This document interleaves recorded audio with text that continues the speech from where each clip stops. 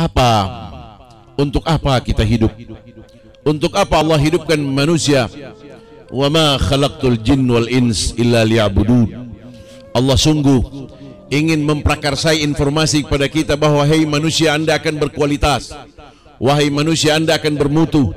Wahai manusia, Anda akan menjadi orang yang superman di bumi. Wahai manusia, akan Anda menjadi orang yang terbaik dikagumi ketika Anda mau melaksanakan wa ma khalaqtul jin wal ins illa liya'budun. Allah informasikan, wahai bangsa jin dan manusia, tidaklah kujadikan bangsa kedua kamu selain hanya untuk melakukan pengabdian kepadaku. Untuk apa kita diminta oleh Allah mengabdi kepadanya? Untuk apa pengabdian ini kita lakukan buat ilahi? Bukankah Allah itu maha kaya? Bukankah Allah itu maha sempurna dan memiliki segala-galanya? Memiliki sesuatu yang sama sekali kita tidak miliki. Untuk apa Allah minta bakti kita kepadanya? Yang diinginkan oleh Allah agar kita bersama-sama Allah, di tempat Allah, ma'allah, billah, wallah, agar kita saling senang dengan Allah, saling suka dengan Allah, saling ria dengan Allah, sehingga yang kita jemput adalah bahagia di sisi Allah subhanahu wa ta'ala. Jamaah sekalian, Rasul sallallahu alaihi wasallam membawa pesan bahwa idza mata ibnu Adam, apabila meninggal anak cucu Adam, maka sungguh semua persoalan-persoalan anak cucu Adam itu sudah terputus. Tidak punya hubungan dengan sanak famili dan keluarga. Orang yang telah meninggal dunia itu sudah tidak punya hubungan pembicaraan dengan keluarga dan orang lain. Orang yang telah meninggal dunia ke alam kubur yang kita bawa itu tidak akan pernah berbicara dengan siapapun di bumi. Fa in qata'ah, semua sudah terputus, illa, terkecuali ada beberapa prinsip yang sangat prinsipil yang tidak akan pernah putus. Itu akan tetap mengalir terus menerus. Al-awwal as-sadaqatun jariyah. Kita bangun madrasah dan kita bantu madrasah itu bagian daripada sedekah jariyah. Jariyah, pemberian yang selalu mengalir. Al-jariyah, jariyah artinya mengalir, pemberian yang bermanfaat dan mengalir terus, tidak akan pernah putus. Mungkin ada seseorang yang tidak punya kemampuan memegang tembok bangunan sekolah itu, tetapi dia punya kemampuan memberikan pemikiran. Anda bangun seperti ini gedung sekolah itu sudah memberikan sedekatun jariyah. Apatah lagi kita akan membantu 100 miliar buat sebuah bangunan yang bermanfaat. Maka jariyahnya tentunya sangat tinggi manakala dia lakukan dengan keikhlasan yang sangat dalam. Ma'asyiral muslimin rahimakumullah, mungkin ada di antara kita yang sudah tidak punya kemampuan melakukan sedekatun jariyah oleh karena keterbatasan finansial, oleh karena kita mempunyai keterbatasan dari sisi material, oleh karena kita mempunyai keterbatasan dari seluruh kehidupan, sehingga kita tidak punya kemampuan menjadikan diri kita mampu bersedekatun jariyah. Maka amalkanlah prinsip yang kedua sebagai obat pengganti obat yang pertama, yaitu al-ilmu yantafa'u bihi. Kalau kita sudah tidak punya kemampuan untuk menjadi orang yang kaya raya dari sisi material, maka kita harus kaya raya dari sisi ilmu pengetahuan. Ilmu yang dimiliki oleh orang berilmu kemudian ditularkan, diajarkan kepada orang lain yang belum berilmu, kemudian menjemput ilmu itu dan dimanfaatkan dan bermanfaat. Maka ilmu yantafa'u bihi adalah bagian yang nomor 2 yang pasti akan sampai ke alam kubur, akan mengalir dan akan membantu membela sang fulan bin fulan yang terkubur, tertidur di dalam kubur itu. Ilmu ini tidak pandang bulu. Jangan dikira yang dimaksud al-ilmu yantafa'u bihi cuma ilmu tentang bagaimana membaca doa pada waktu sujud. Jangan dikira yang dimaksud ilmu yang bermanfaat cuma pada persoalan pembacaan doa pada waktu kita ruku. Tetapi yang dimaksud dengan ilmu pengetahuan ialah ilmu yang bermanfaat, itu ialah ilmu ekonomi. Kalau kita tahu ilmu perdagangan yang jujur dan kita tularkan ilmu perdagangan dengan kejujuran kepada anak kita, kepada orang lain yang ingin belajar ilmu tentang ekonomi kepada kita, dan dia lakukan sebagaimana anjuran Anda harus jujur, maka Anda telah menularkan ilmu pengetahuan itu, dan itu pahala akan sampai ke alam kubur. Jika kita mempunyai ilmu pengetahuan tentang politik, politik yang jujur, politik yang tidak hanya mengkampanyekan dirinya untuk mengunggulkan dirinya, kemudian menipu rakyat, bukan itu yang dimaksud, tetapi politisasi yang dibangun oleh Rasulullah, karena Rasulullah adalah rajanya politik yang benar, maka Anda tularkan kepada orang ilmu politik yang baik dan dia melakukan ilmu perpolitikan di masyarakat dengan benar, maka Anda akan dapatkan itu bermanfaat di alam kubur. Ketiga, mungkin kita tidak mengerti ilmu lain, kita mempunyai teknologi, ilmu pengetahuan dan teknologi, bagaimana menanam bunga, bagaimana menanam padi agar menjadi maslahat bagi orang banyak.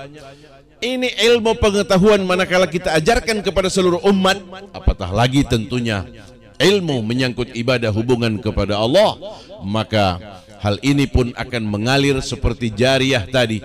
Dia akan sampai di dalam kubur dan akan memberikan info bagaimana fulan bin fulan di dalam kubur itu terbantu di sisi Allah Subhanahu wa ta'ala. Yang ketiga adalah yang harus tercipta pada manusia ialah doa al-waladun saleh, doa anak-anak yang saleh, doa anak-anak yang saleh apabila dia mendoakan. Kita menciptakanlah, kita ciptakan generasi kita, mereka harus berpendidikan, mereka harus pandai, sehingga mereka memanfaatkan bagaimana mendoakan setiap orang yang telah meninggal. Dia mendoakan orang tuanya, dia mendoakan neneknya, dia mendoakan seluruh kaum muslimin dan muslimat. Doa ini akan sampai ke alam kubur, sampai kepada Allah, akan membantu si fulan kita yang akan meninggal dunia dan akan bisa meringankan seluruh persoalan-persoalan kita. Orang bertanya, bagaimana kita akan mendoakan? Anak itu mendoakan kepada orang lain yang meninggal, bukan kepada bapaknya. Bukankah itu terputus? Pertanyaan ini telah menjadi persoalan panjang, tidak hanya di seputar Sulawesi Utara, tetapi di mana-mana. Kita akan dapati menuai pertanyaan itu. Bagaimana dengan doa al-waladun saleh, doa anak yang saleh? Bagaimana seorang anak mendoakan kepada yang bukan orang tuanya? Apakah nyambung? Bukankah yang kita akan doakan itu menurut hadis di sini secara harfiah doa al-waladun saleh, doa anak yang saleh? Jamaah sekalian, saya mau mengatakan doa dari siapa saja yang saleh, doa dari anak. Di sini anak bukan anak kecili, bukan anak remaja, tetapi yang dimaksud anak adalah anak-anak cucu Adam. Kita harus kembali kepada konteks pertama, surat pertama, idza matabna Adam, apabila meninggal anak cucu Adam. Situ. Jadi kalau bicara doa anak yang saleh, artinya doa anak-anak Adam mendoakan orang tua siapa saja, apalagi termasuk orang tuanya didoakan, itu pasti nyambung. Jamaah sekalian, Tuhan itu sangat mudah untuk menyambung dan menghubungkan doa kita terhadap orang tua kita, terhadap orang tua orang lain. Pada intinya, doa yang akan diterima oleh Allah, akan mampu membantu sang fulan bin fulan yang sudah meninggal, adalah doa dari orang-orang yang beribadah, doa dari orang-orang yang selalu menempatkan dahinya bersujud kepada Allah, doa dari orang-orang yang menggumamkan mulutnya berbicara selalu yang benar dan baik. Inilah orang yang diharapkan oleh Rasul sallallahu alaihi wa alihi. Sehingga itu pertemuan malam ini yang kita awali dengan pembacaan doa, pembacaan tahlil, pembacaan Quran tadi, semua ini kita spesialkan dan kita peruntukkan buat almarhum almarhumah yang sudah kita niatkan sejak awal, dengan harapan semoga Allah menerima itu dan dijadikan satu kenang-kenangan dari kita semua buat almarhum, agar beliau diterima di sisi Allah, dimasukkan ke dalam jannah yang terpuji, syurga keindahan, syurga yang penuh dengan aroma wewangian, dan kita pun sebentar kala akan mengikuti jejak dan tapak tilas ini. Jamaah sekalian, alhasil hari demi hari dipergilirkan oleh Allah pada kita. Allah berseru kepada kita dengan satu seruan, amma yatasaalun. Maka bumi ini bergumam ketika mendengar ada kematian demi kematian. Maka bumi ini menjadi sebuah spektakuler dan pertaruhan yang sangat dahsyat ketika mendengar bahwa ada satu kejadian yang namanya kiamat. Maka bumi ini bergerak begitu cepat membayangkan bahwa selain kiamat ada pintu kematian yang terbuka bagi setiap anak-anak cucu Adam. Amma yatasaalun 'anin naba'il 'azim. Ini adalah berita yang sangat agung dan besar. Tidak semua orang membayangkan tentang kematian itu terjadi pada dirinya. Nanti ketika terjadi di rumah kita masing-masing, seolah baru terhentak pada saat itu. Anin naba'il 'azim alladzi hum fihi mukhtalifun. Tentang kematian, tentang kiamat, ini telah menjadi desas-desus perbantahan antara satu dengan yang lain. Apakah benar akan datangnya kematian itu pada diriku dan pada diri kita? Apakah benar kiamat itu akan terjadi? Alladzi hum fihi mukhtalifun. Telah terjadi persoalan-persoalan, perbedaan-perbedaan pandangan dan pendapat di kalangan umat. Apatah lagi ketika Rasulullah baru datang sebagai Rasul. Manusia terkapar kebingungan melihat dan memandang wajah Rasul yang begitu indah, tetapi tidak sedikit manusia yang menolak oleh karena sistem Zionis yang luar biasa. Hadirin sekalian, anin naba'il 'azim alladzi hum fihi mukhtalifun kalla saya'lamuna thumma kalla saya'lamun. Di tengah-tengah derap langkah kehidupan manusia ada yang tidak meyakini tentang datangnya kematian. Di tengah-tengah kesibukan manusia ada manusia yang tidak mau memikirkan dan meyakini akan muncul kiamat. Maka Allah mengatakan kalla saya'lamun. Sungguh kalian semua nanti akan tahu akan datang kematian itu. Sungguh nanti kalian akan tahu bahwa akan muncul kiamat itu. Thumma kalla saya'lamun. Kalau kalian tidak percaya akan datang dan hinggap di diri kita masing-masing tentang kematian, kata Allah.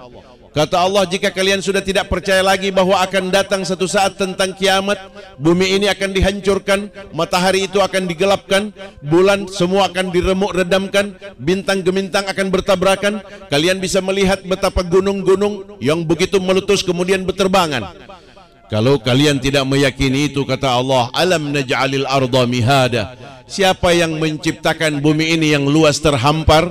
Adakah datuk-datuk kita? Apakah nenek moyang kita? Apakah guru-guru besar kita? Apakah Hitler? Apakah Fir'aun? Apakah Haman? Atau adakah pendekar-pendekar dunia yang dulu pernah menciptakan bumi yang luas terhampar? Dengan hamparan bumi ini yang telah menjadikan manfaat kepada setiap manusia? Bukankah dengan hamparan manusia mampu berjalan? Bukankah dengan hamparan manusia mampu mencari kehidupan? Bukankah dengan hamparan bumi ini manusia mampu untuk melakukan dedikasi dan pengabdian kepada setiap kita?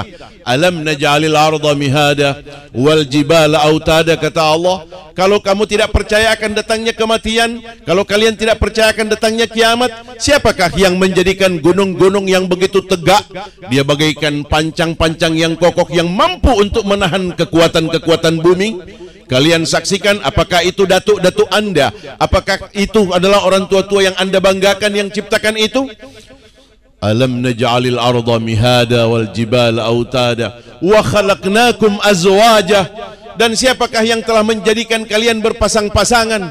Ada laki-laki dan perempuan, ada mur dan ada baut, ada semua ini dan semua itu. Hadirin sekalian, betapa besar dan dahsyatnya Allah.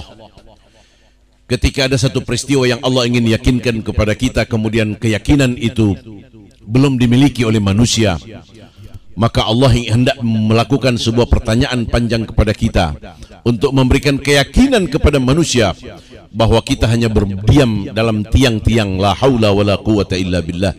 Kita tidak punya kemampuan dan daya upaya kekuatan yang dimiliki oleh kita. Sedangkan Allah itu memiliki sifat Al-Jabbar. Allah itu memiliki sifat Dzul Jalali wal Ikram. Allah itu memiliki sifat Al-Ghaffar. Dia punya kekuasaan, keagungan. Tetapi kita lagi-lagi hanya berada pada taraf yang paling rendah dan hina. La haula wala quwata illa billahil aliyyil azim. Ketika manusia masih lagi-lagi tidak meyakini datangnya kiamat, ketika manusia lagi-lagi belum meyakini bahwa kematian itu akan mampir di rumahnya, maka Allah mengatakan, wa khalaqnakum azwaja. Siapa yang menciptakan kalian berpasang-pasangan itu? Wa khalaqnakum azwaja wa ja'alna naumakum subata. Dan siapa juga yang menjadikan, apakah Anda, orang tua Anda yang menjadikan malam ini menjadi selimut, tidur Anda menjadi sebuah ketetapan peristirahatan untuk menuju kepada pintu ketenangan jiwa? apakah Anda yang menciptakan tempat tidur untuk Anda istirahat itu? Kata Allah Subhanahu wa taala, wa ja'alna al-laila libasa. Dan siapa di antara kalian yang punya kemampuan menciptakan malam untuk dijadikan kita selimut? Dan terselimutlah kita istirahat tidur panjang. Berceritalah kita dalam mimpi-mimpi panjang, karena kemarin dan hari yang siang kita telah berjuang dalam sebuah pertempuran yang dahsyat. Kita telah bergumul dalam kompetisi yang terkadang sehat dan terkadang tidak sehat. Waja'alna an-nahara ma'asha. Dan siapa yang menjadikan siang itu untuk kalian mencari nafkah, tempat kalian berjuang mencari sesuatu, sehingga dengan perjuangan berkompetisi mencari nafkah itu kalian mampu beranak pinak dan melahirkan generasi demi generasi. Ada yang berhasil tentunya mengangkasa dan meroket namanya. Duhai Allah bertanya, apakah orang tua-tua kalian yang telah menciptakan itu? Jika kalian percaya dan meyakini bahwa bukanlah orang tua-tua kita yang menciptakan malam dan siang, maka yakinkanlah kiamat itu terlalu mudah. Allah terlalu gampang untuk seketika Dia akan munculkan hari-hari kematian, dan hari-hari kiamat itu akan menimpa kepada kita.